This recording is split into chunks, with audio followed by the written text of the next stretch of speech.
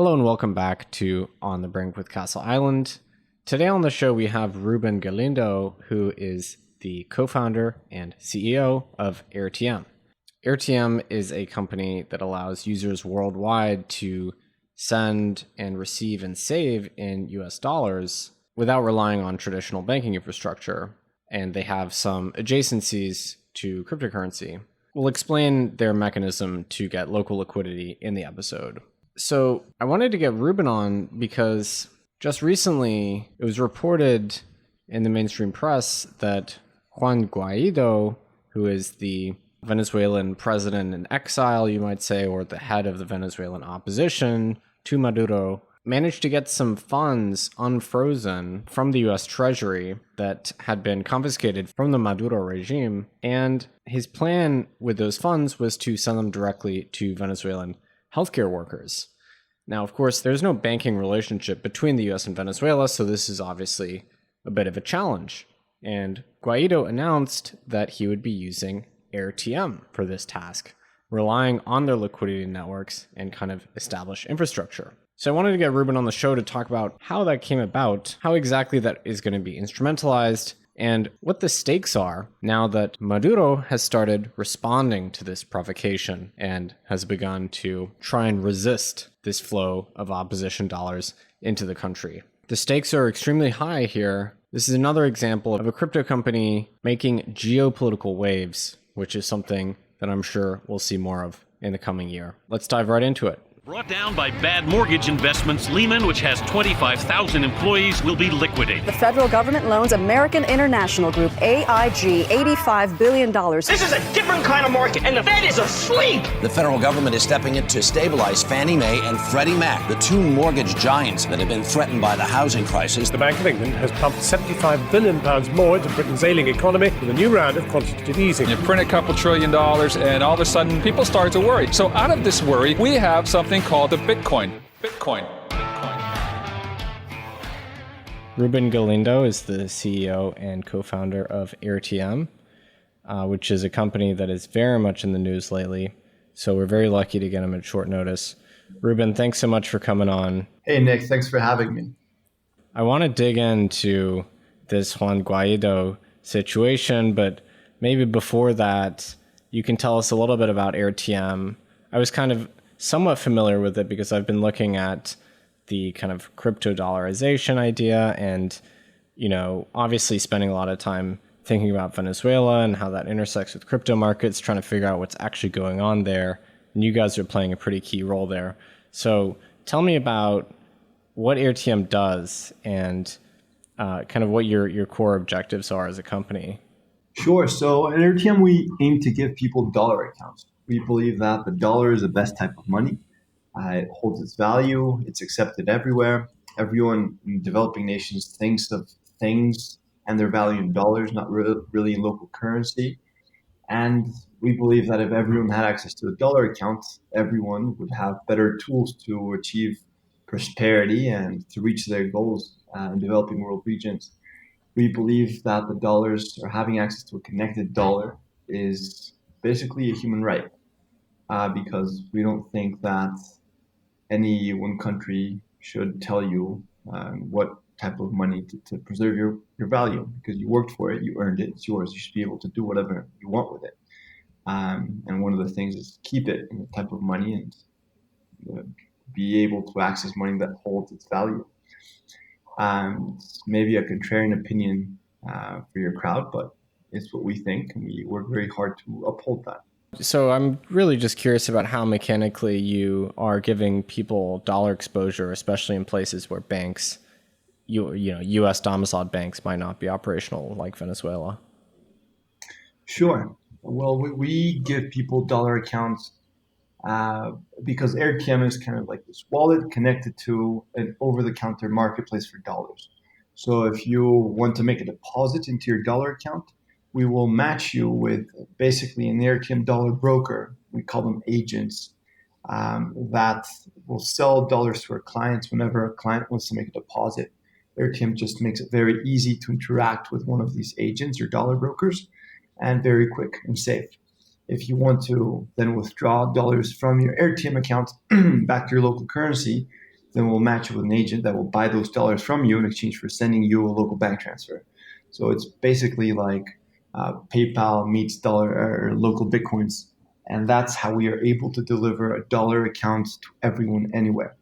And this dollar account is used not only to preserve your wealth, but also to receive cross-border payments. For instance, if you are a freelancer and you need to get paid, Airtm is the best way to get paid in Latin America. We charge very low fixed fees, which makes Airtm a viable alternative for a micropayment. That is a payment that's maybe $50 or less. And also, instead of taking 6 days, which is very common for other e-wallets like PayPal, we take about 15 minutes. And that's why we not only give people a dollar access tool, but also a connected dollar access tool, because it allows people to receive cross-border payments, may them be for payments that they receive for work they did for someone abroad, or maybe because their family members live abroad and they just use their AirTM to send them a family remittance. So would you describe your product AirUSD as a stable coin per se, or more in the vein of a kind of PayPal dollar IOU?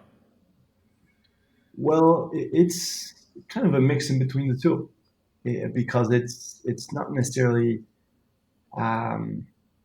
it's backed by USDC and by DAI. And even though it is not a stable coin basket living on a blockchain, necessarily, our reserve is basically held in stable coins. That's really interesting. So you guys you're kind of the second derivative of stable coins. You're a kind of stablecoin IOU, but I guess that makes sense because your users don't necessarily want to transact on chain and they don't want to hold private keys. So you include another level of abstraction on top of that. Yeah, cryptos are not very inclusive technically, just because they have a bunch of complexity. And I know that the space is working towards making crypto more accessible, and that means lowering the technological barrier of entry to it. But for the time being, we build technology from the ground up. We look at our clients, we say, hey, there's people that are not necessarily very tech savvy, but that need access to this new type of money. And crypto might bring us somewhat closer to giving them the financial service we need. So let's use this and that technology to bring whatever services we want to give them, but not necessarily, or that doesn't necessarily mean that we use a full stack of crypto products natively to give our clients financial services. Do you find that your users are keen on determining that your reserves match your kind of liabilities? Is that something that they ask about, or are they not necessarily too concerned about that? No, it's very funny. The space solves for problems that don't really exist. I mean, when you're talking to people and you're helping them solve these problems, they just want a dollar account. They want to be able to send money to and from each other. They want to know it's a safe thing. They want to know that they're not losing a ton of money to high fees. They want speed. But all the other problems that the space is very keen and focused on solving, I've maybe heard them once or twice from I don't know, hundreds of thousands of clients that we've serviced. Nonetheless, we do comply with, we are a regulated entity and we do comply with a bunch of regulation that makes sure that we're not doing anything weird with people's money. And we do not do anything with it that we can't or not licensed to do. For instance, we can't loan people's money out. We have a full reserve. But that doesn't necessarily mean that our clients care about it. Yeah, that's really interesting. So are you guys US domiciled in that case? Yeah, we are a Delaware company. But just operational in a variety of jurisdictions, I guess mostly in Latin America, right? We have users in every single country in the world, but mainly in Latin America. We are primarily focused on being the best way for money to flow into consumers' pockets for cross-border payments, from the US into Latin America. We can deliver a payment better than anyone else, in our opinion. Was it a deliberate focus when you started the company to focus on, some of these inflationary countries in Latin America, or did it just turn out that way that they had an affinity for your project? No, we built Airtm expressly for people in Venezuela and Argentina. We, like I assume a lot of people in the space at one point felt a deep sense of injustice when we heard that there were people living in countries where money lost its value and there were currency controls preventing them from having access to a stable form of value or a way to preserve their wealth. We thought or felt that deep sense of injustice just because, we were libertarians, but now even more so, we feel there's need to give everyone access to a dollar account because we are even more married with our mission than ever before. As we work towards developing Airtm and we grow and we're used for delivering, for instance, aid to 62,000 healthcare workers in Venezuela where no one else could do it, then that reinforces the reason for us to exist and makes it more even more ingrained in our company's soul, the need for Airtm to exist. But yeah, that was our first thing.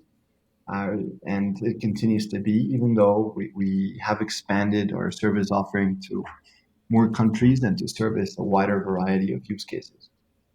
So I can see how you would be able to get local liquidity for your clients in terms of fiat off-ramps in countries that have, crypto exchanges where USDC or DAI might, eventually be convertible into the local currency. So that kind of all makes sense to me in terms of the off-ramp. But in a country like Venezuela, where there are no kind of major centralized crypto exchanges, how do you solve that last mile problem where you're taking USDC and you're trying to convert that into bolivars in someone's bank account?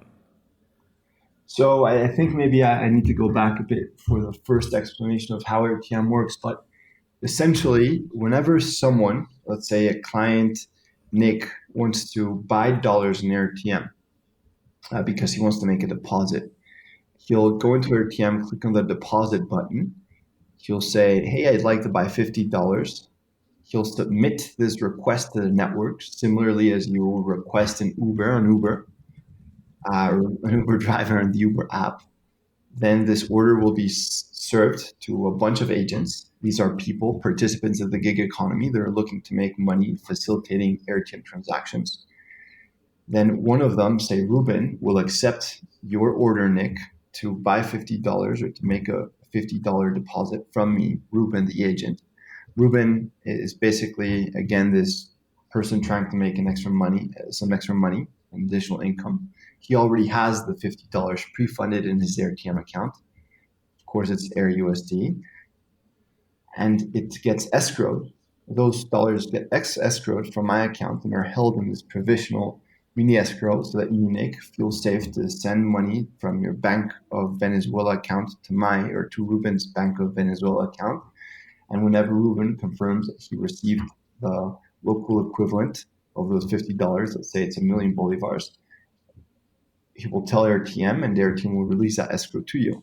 But then, Nick, if you are done saving the money, because let's say you've had those $50 for a month and now you want to withdraw because maybe you need to pay for your rent, you'll go into Airtm, you'll click on the withdraw button. You'll say, I want to withdraw, let's say, $25. Assuming there's a 50% inflation now, you'll get the same amount of bolivars, 1 million of them. An agent will accept your transaction. Basically, an agent will accept your order to sell dollars. And this agent will essentially send 1 million bolivars back to your bank account and it's not necessarily the same agent. In fact, it's probably not. And whenever you confirm that you received the agent's 1 million bolivars in exchange for those $25, then your money, which was previously being held in this provisional escrow, will get released to the agent's account. And so that way, we are able to give access to dollars anywhere through our network of agents, through our over-the-counter dollar market. which is very similar to local Bitcoins. And so in that way, we don't really need USDC convertibility. We don't need a centralized exchange. And in fact, the main reason why Airtm was chosen for this is because it's very difficult to censor Airtm. We have more than 20,000 agents just in Venezuela that are willing to take one of these transactions from one of these health heroes, for instance, at any given point whenever they want to withdraw from their Airtm account their local currency. These agents, any one of them, will accept the orders or the hero's order to sell dollars and will send them a local transfer in exchange for those dollars. And that's how Airtm works. That's how we're able to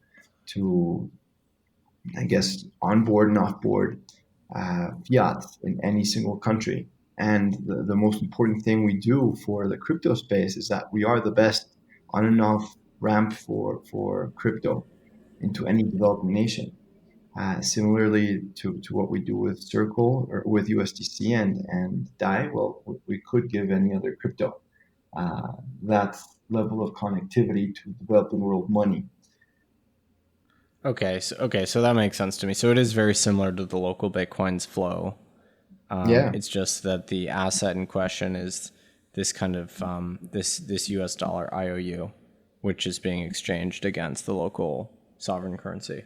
Exactly. And our agents are people that are more crypto savvy, and they are able to, using local Bitcoins or some exchange in some country, get their hands on Bitcoin, Ethereum, or DAI, and they can deposit directly those cryptocurrencies into Airtm. They could hold them as a cryptocurrency, or they could sell it in exchange for dollars. And then those dollars are essentially AirUSD that they can later sell to our clients. Of course, then they remove one level of abstraction from cryptocurrency and bring them to the level of dollars, AirUSD. And that level is compatible with our clients who are a bit less crypto-friendly or savvy. So what is the intersection with Bitcoin here? Because obviously we know, local Bitcoins and Paxful and so on, those are kind of Bitcoin only marketplaces right now. They definitely have some vibrancy in terms of those markets down there in Venezuela in particular. And that's been a lot of the story with Bitcoin as this kind of bridge currency. What is the intersection with Bitcoin on your platform, if any? Well, as I said, every single dollar that exists in Airtm was at one point Bitcoin, Ethereum, or DAI that we sold in exchange for dollars in our exchange partners. So all AirUSD was at one point some form of crypto, mainly Bitcoin, that one of our agents sold in our market, through one of our exchange partners in Airtm, so that he or she could later sell those dollars in the form of AirUSD, not in the form of Bitcoin, to clients who wanted to make a deposit in Airtm. Okay, so that's the kind of cross-border liquidity which initially greased the wheels and basically allowed Airtm to exist in the first place. I guess you guys wouldn't really be viable realistically if it hadn't been for those for cryptocurrencies per se, right? Exactly, and that's why even though Airtm to someone who is a crypto purist might not be a very crypto startup, I see it, or we see it, in a totally different way. Airtm would not be possible without crypto, and therefore it is a crypto startup. Yeah, that's not in question for me, and also the fact that your reserve is held in stable coins, that's also there's a big intersection there. In terms of these agents that you have, are they kind of contractors or are they completely independent? What's kind of your relationship with them? They are independent. They're Airtm platform users, and they're no different than Airtm clients. It's just that they do extra work in Airtm to make money. Okay, so they're kind of third-party market makers which are active on the platform. Yeah, and you could think of them as the freelancer who's designing a logo on one screen, and then on the other, he has his Airtm application open, accepting transactions, hoping to make solid arbitrage opportunities or seize solid arbitrage opportunities. They want to buy dollars for cheap and sell them for more expensive. So I saw some numbers about your user base. I think you showing about 500,000 users in Venezuela. Then I think there was this prior airdrop, which I believe 60,000 users opted in for. So are those numbers kind of in the right ballpark? What are we looking at in terms of your sort of active user base? Well, active is a tricky word. Yeah. But in essence, there has been more than 400,000 people that have used Airtm. Well, one step up. There has been more than $1.2 million accounts opened. From those, 400,000 have been used. And last month, there was about 120,000 of them that were active, doing at least 5 transactions during the month. And are they primarily remitters? Are they kind of recipients of remittances from overseas? Or is there kind of a circular economy element here with the app being treated like a Venmo alternative, or kind of a mixture? Well, it's a mixture. I would say that the biggest use case is freelancers wanting to receive international payments and using Airtm as a way to receive that payment and then cash it out to their local money. As I said, because of a very low fixed fee, which is 40 cents versus sometimes up to $10 that other wallets being used in the freelancing space charge, we make payments that are $80 or less viable, and we are probably the best solution for that. Also, because they rely on pretty expensive and complex, heavily regulated, bureaucratic, cross-border payment infrastructure, they're able to deliver cross-border payments or money to someone's bank account in Colombia, for instance, in about 6 days, whereas an Airtm agent can deliver that same payment in 15 minutes, which is just a lot better. And so that's our primary use case. And that's prominent basically throughout Latin America because we all, including myself, I'm Mexican, have issues with connecting to the outside world.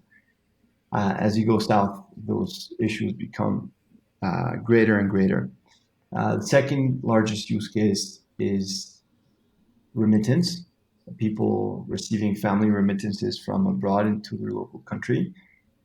And that's a very close third with remittances, a very close second with remittances, wealth preservation, with people looking to save their money in dollars so they could avoid inflation. And fourth is peer-to-peer payments, but not necessarily all within one country, but Latin Americans are pretty spread throughout the region. It's very common for you to go seek job opportunities elsewhere, not just in your country. And Airtm is a very good way to stay financially connected with your family back home, just because Latin America is not very well financially connected. It's very difficult for you to send Venmo-style payments throughout the region. That's really interesting. So you guys are kind of a liquidity pool trying to bridge the different kind of payments and banking systems, which don't necessarily kind of play well together.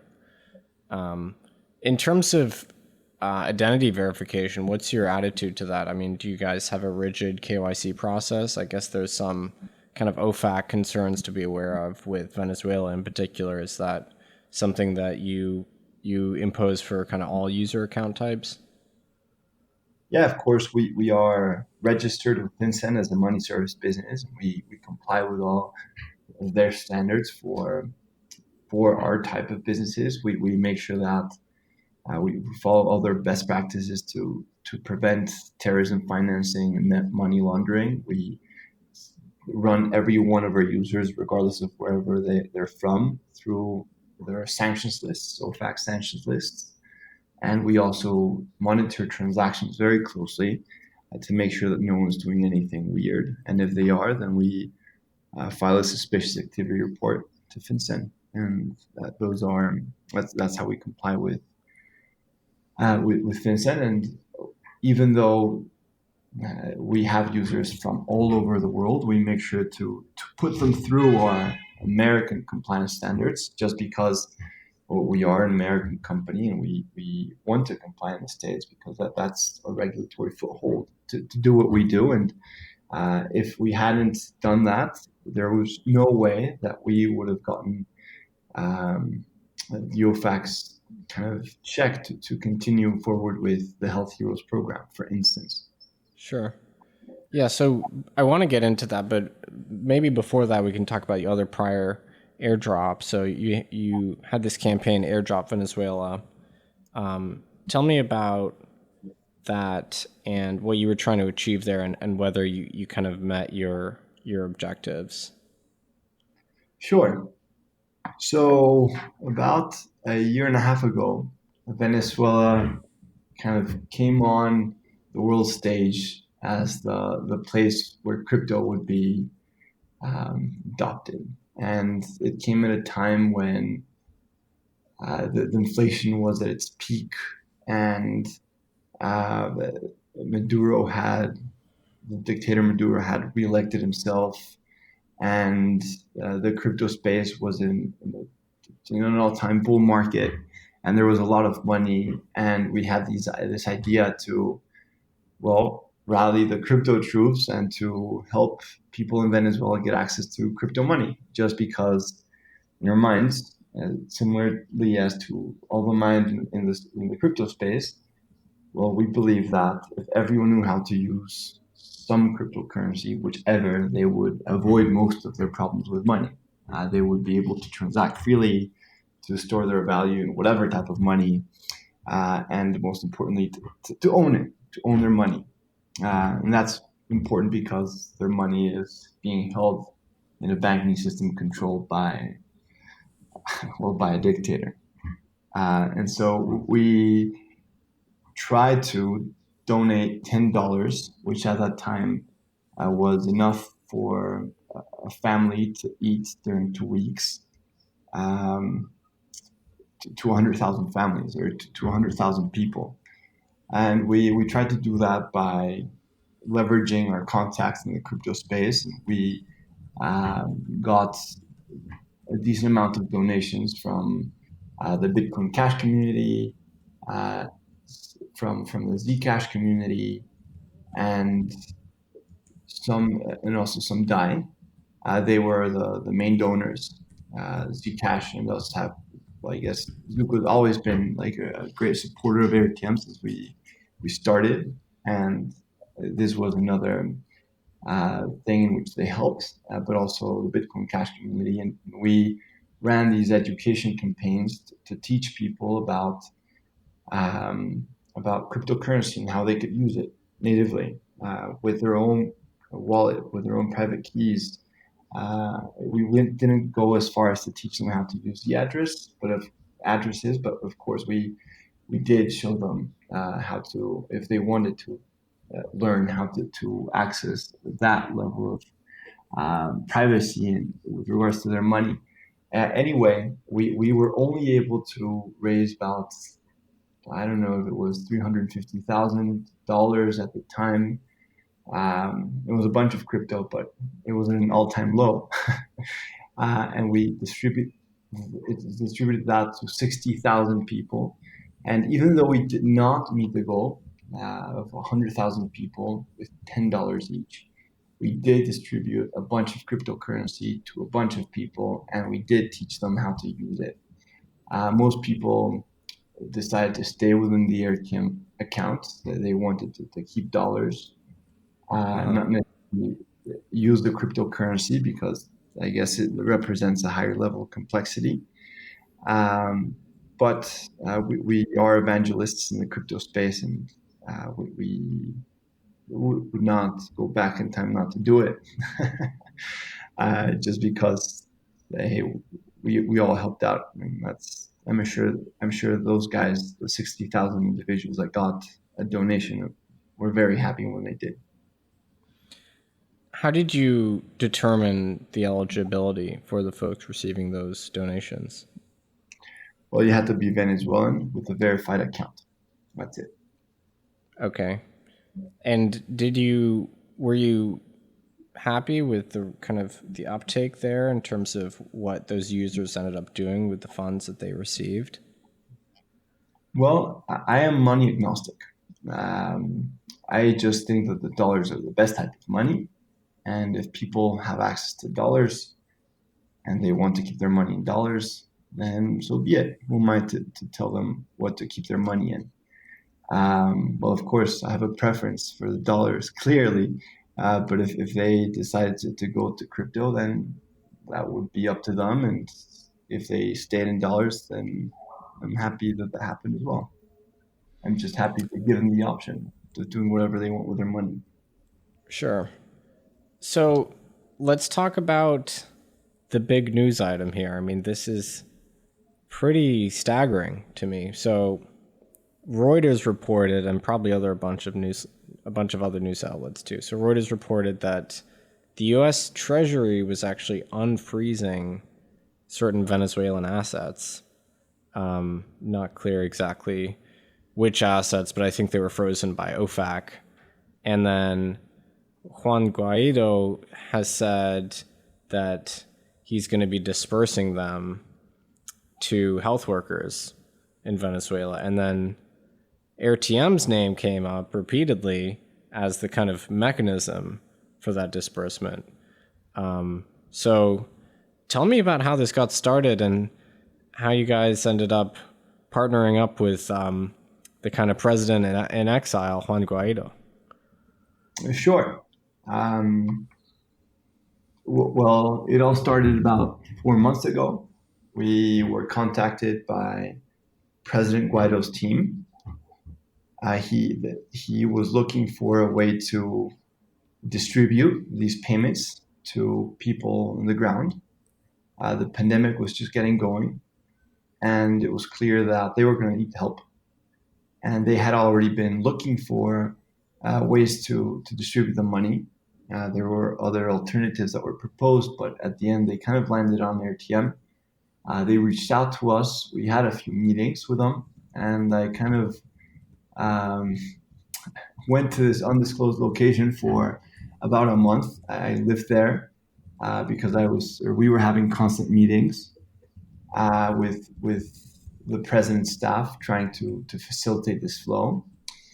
They have an economic council, so to speak, that kind of helps the president take these sort of decisions and to execute them. They're represented by kind of like an appointed person by each of the four main parties, and then one representative from all the minority parties. Just the smaller parties are also represented there, and they all kind of have this group, and it's the Economic Council, and they reached out to Airtm, and they kind of went through the process of applying for this license using Airtm as a medium to distribute these payments. It was a very long process. It involved many conversations with many lawyers and consultants, and it was thanks to them that we were able to present OFAC with a satisfactory license, and that we got their authorization to distribute these payments. And we're very happy to be able to work with President Guaido, because I believe personally that this is just a way to legitimize his existence and his presidency to the whole country. There's this guy that not only has the international community support, but also that he is helping people on the ground. And we're just very happy to be the way to help people on the ground, to help all these healthcare workers that have been fighting the pandemic with very low resources, and maybe it can make a change. I'm sure that this is the beginning of a new era for Venezuela and for other kind of countries in similar situations, because it kind of proves that no matter how powerful you are, then there's ways to give people access to financial freedom. And so it's a very big tool that has been used in the past to oppress people, and now it won't no longer be the case. And so it's very excited. It's very exciting, and we're very happy to be a part of that kind of financial revolution, representing all of you in the crypto space. So from your tone, it sounds to me like you consider Guaido the kind of legitimate president of Venezuela. Is that kind of a fair assertion to make? I do. Ruben Galindo, of course, do. Not trying to put you on the spot and make any political declarations. So one thing that was interesting to me was that I didn't really see any comment from OFAC, from the Treasury, or from the New York Fed about the disbursement of these funds. But from what you're saying, it sounds like it's obviously real. I mean, we've seen it reported in the press. Should we expect some kind of forthcoming acknowledgement of this? Because it sounds, like it's the U.S. putting their finger on the scale here and saying, hey, we're going to effectively, force Maduro to surrender some financial power, and we're going to reappropriate that to Guaido to kind of use as he sees fit, which is obviously with this airdrop to healthcare workers. So that's kind of a direct sort of political intervention. Can we expect to hear anything from the U.S. government directly on this? Well, I could not tell you. I could not tell you. All the information we get is directly from President Guaido's team, and we are working hand in hand with them and their team, staff, to make sure that we are able to facilitate this flow. And just applying for the license we did, OFAC has been kind of a very big effort for both teams. But I don't know, we don't ourselves have a direct line of communication with any of the people they talk to at OFAC. But they are, in essence, also not just necessary, but the reason why we're going to be able to do this, and why health heroes in Venezuela will receive this aid. And even though it's Venezuela's money, and Juan Guaido is the president in charge of Venezuela right now, and he should be able to do whatever he wants with that money to meet Venezuela's agenda and to help Venezuela be a more prosperous country. The U.S. at the end the U.S. Treasury and OFAC were the ones holding this money, and they're the ones saying, okay, President Guaido, you can access it. So I guess you can expect something, but I don't know when. I don't know if. These are only my thoughts, but if you go into OFAC's website or the Treasury's website, you'll be able to see their latest news. I'm assuming that whenever they're ready, they'll communicate about it. Do you know what the actual source of the funds were when they were frozen originally?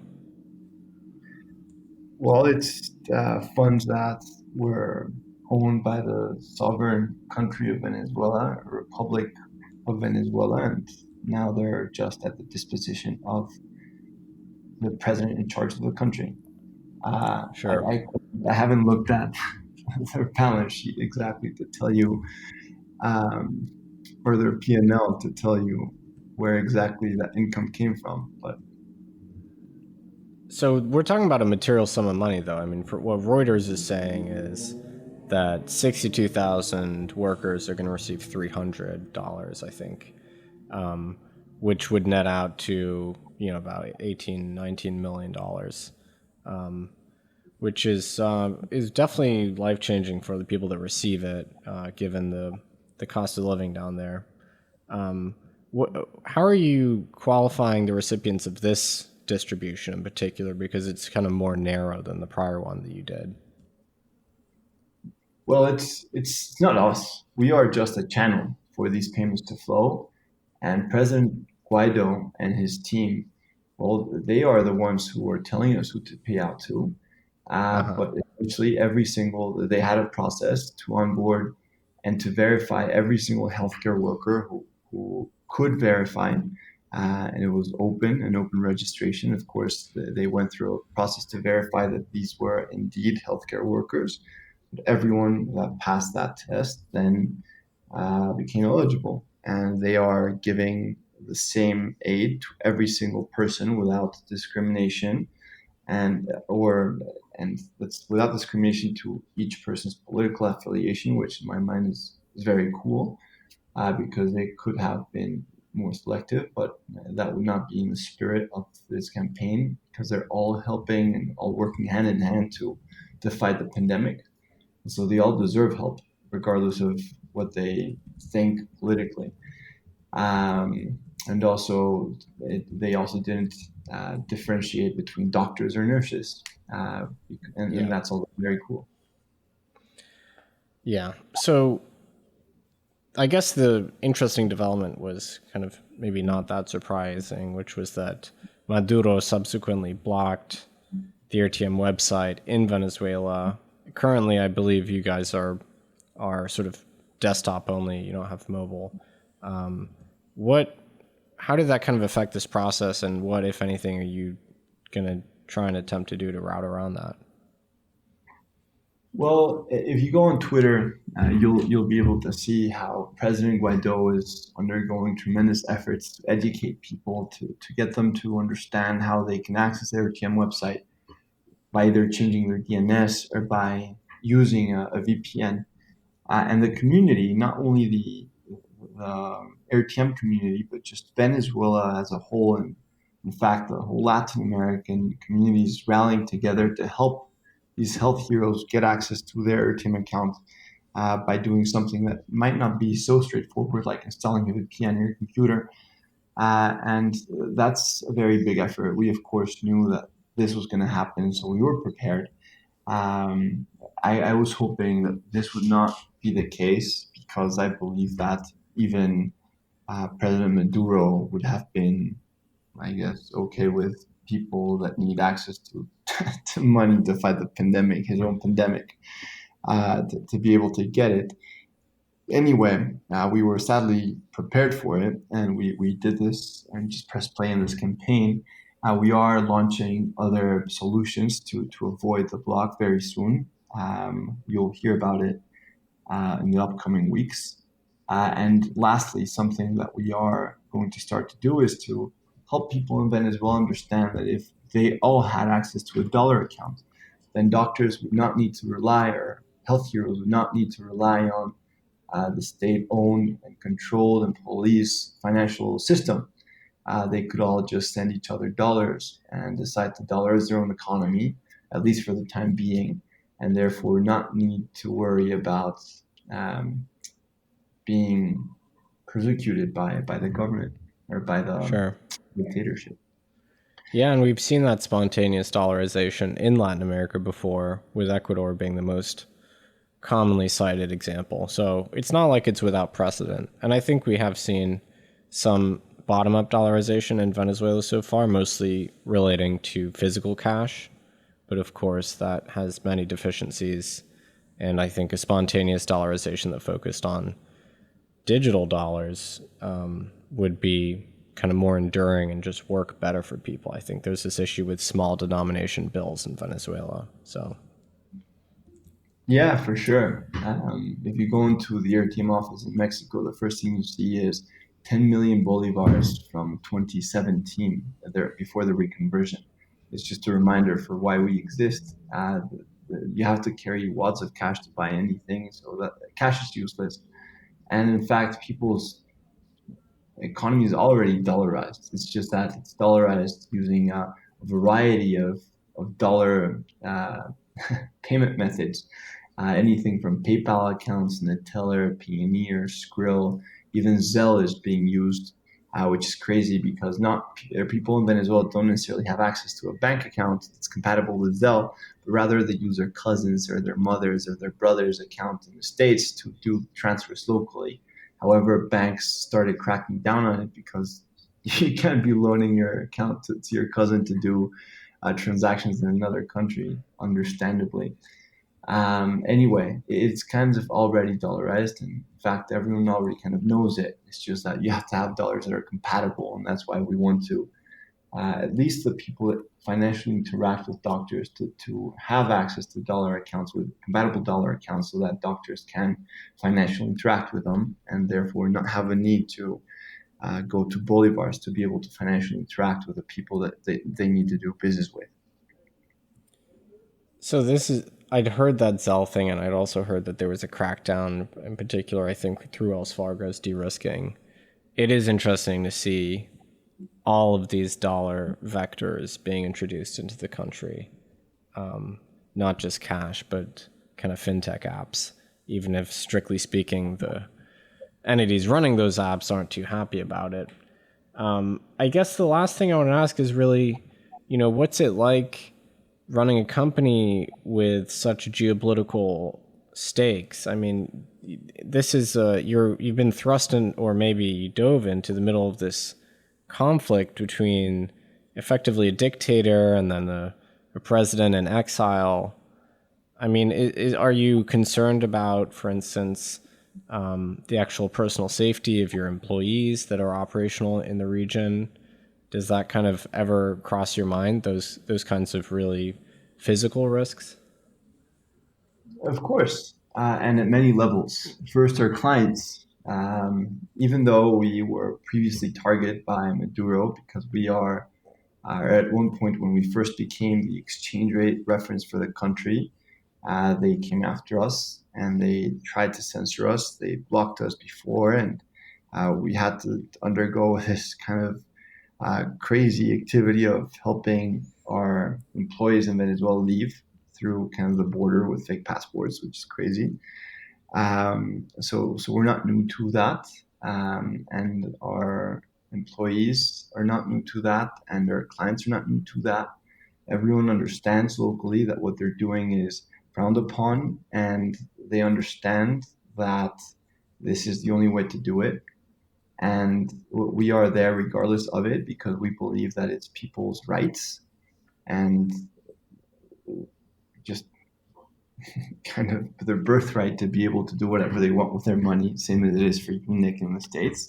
And therefore, we help them at whatever cost, but of course, they face risks. However, one of our requirements to do this was that we received that the Guaido government would be willing to legally defend people if they got in trouble for using Airtm, given all the attention that we were going to get. So that's something. And as far as, I guess, my personal safety, of course I'm worried. Of course I'm worried because, I don't know, you read news about Maduro buying missiles from Iran and you're thinking, well, this guy's clearly in war mode. And Airtm's clearly being used as this tool there. And I call the shots here. And so, well, it would not surprise me if someone at some point read, oh, Airtm CEO was found dead in his apartment. Just because it's kind of what we're doing, it comes with it. But I see myself as someone in the financial revolution fighting for people's liberty. And it's not a joke. It's not a joke. I don't take it as a joke. I assume the consequences fully, and everyone that works in Airtm does so as well. We, of course, had talks with everyone on the team and before this happened, and we were okay if people didn't feel comfortable, if they didn't want to assume the risk. But we've been working very hard for this. This is the embodiment of all of our work. And this is really a dream come true, to be able to help in this precise flow. And it will be very open to work with President Guaido in the future to deliver even more money to more people in need.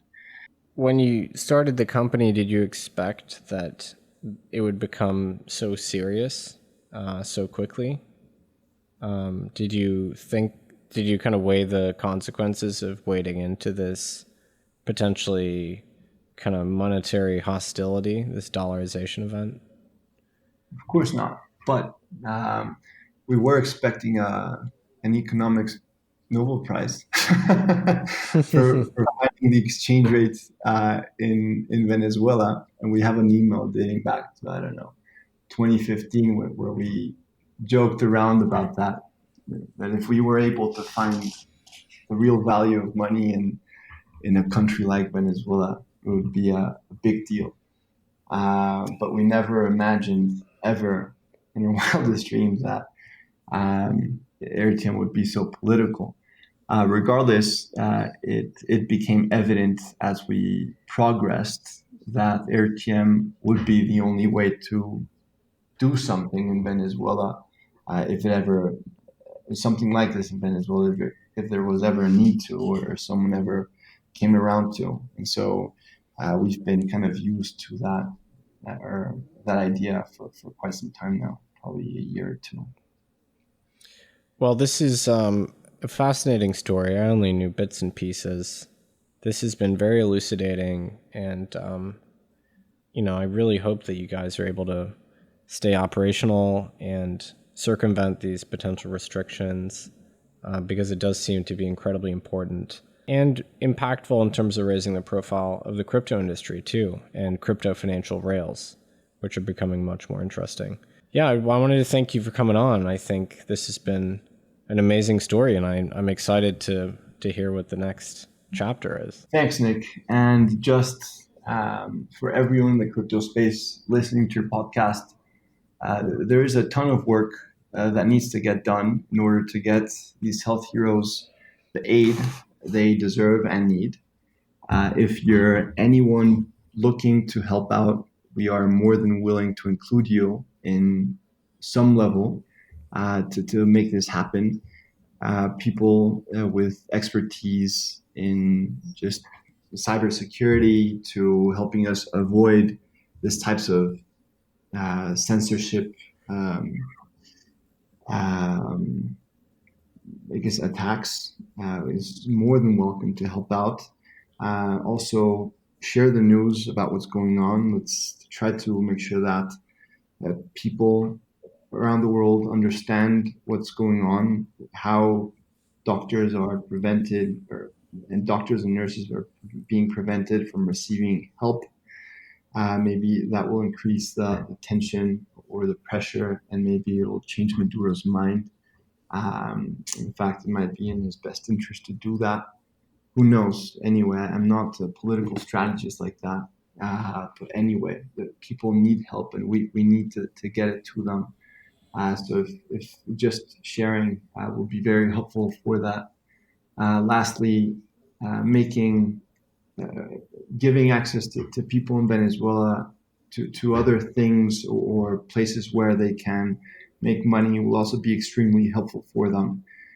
So if you work at a company that gives freelancers jobs, then we are also a channel for freelancers in Venezuela to get access to jobs and to get paid. And that would also be of great help now as the pandemic catalyzes the world's greatest economic crisis. These developing nations will go through even tougher times. So thank you for listening. Thanks, Nick, for the invitation to your podcast. And we'll be looking forward to talking in some months now about how this all played out. Hopefully, and not hopefully, it will go out positively. It will be difficult, but we'll make it happen.